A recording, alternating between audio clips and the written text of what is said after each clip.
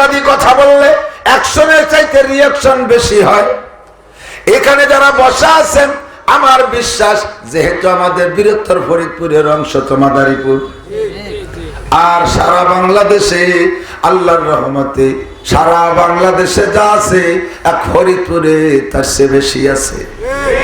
ফরিদপুরের ভিতরে এক গ্রামে, ওই সদর ফরিদপুরে এক গ্রামে 52 জন পীর। আমি শুনে আশ্চর্য হয়ে গেলাম। এর মধ্যে হাফেজ সাহেব কয়, হুজুর আমাদের পাশের গ্রামে এক একজন মুরিদি 2.5 জনের পীর ভাগে পেয়েছে।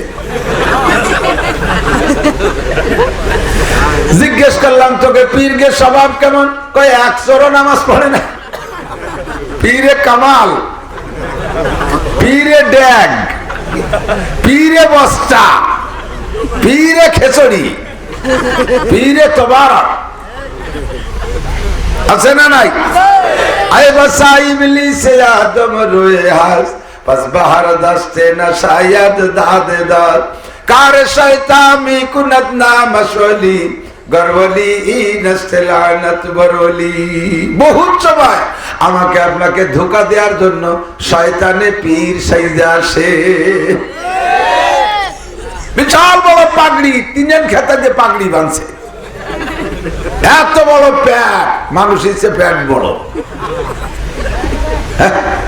এই প্যাট বড় হলি কি বড় পীর?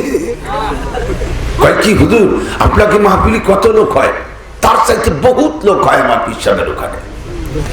বহুত লোক হয় যদি পীর সাহেব কামেল হওয়ার প্রমাণ হয়, তাহলে আমাদের গোপালগঞ্জের মধ্যে আছে হিন্দুদের সবচাইতে বড় আড্ডা উলাকান্দি।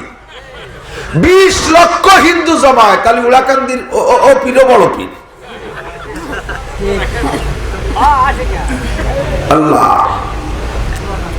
আয় বসাই মিলি সে আদম রোয়ে হাস পাস বাহার দস্তে না শায়দ দাদে দাস।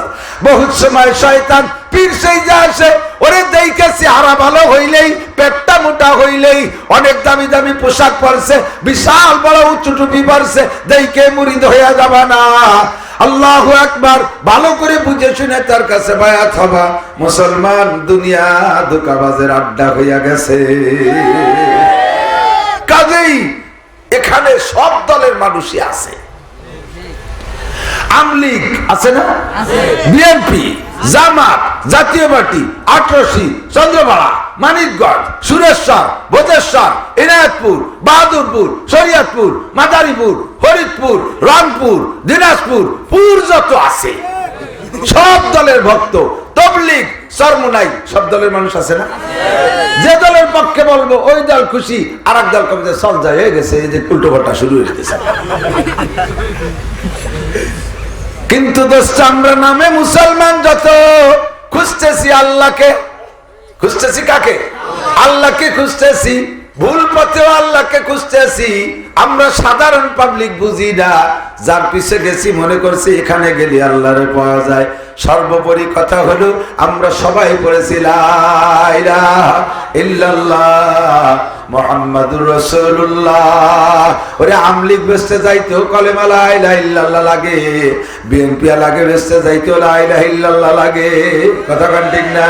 আমার নবী বলেন মান কানা আখিরু কালামিহি লা ইলাহা ইল্লাল্লাহ ফাদাখালাল জান্নাহ। এদিক মান কানা আখিরু কালামিহি লা ইলাহা ইল্লাল্লাহ ফাদাখালাল জান্নাহ। এনি ম্যান এভরিবডি, যে ব্যক্তি মরার সময় মুখে লা ইলাহা ইল্লাল্লাহ পড়বে, ওই লোকটা যেন জান্নাতে চলিয়াই গেল।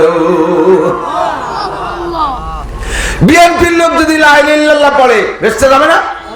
আমলিগ, জামাত, জাতীয় পার্টি। সুতরাং কার মরণের সময় লা ইলাহা ইল্লাল্লাহ কপালে হয়ে যাবে যে আল্লাহই ভালো জানে, আমি কার সাথে ঝগড়া বিবাদ বাঁধাতে যাব? আমরা সবাই মিলে কলেমার ভাই লা ইলাহা ইল্লাল্লাহ মুহাম্মাদুর রাসূলুল্লাহ, ঠিক না?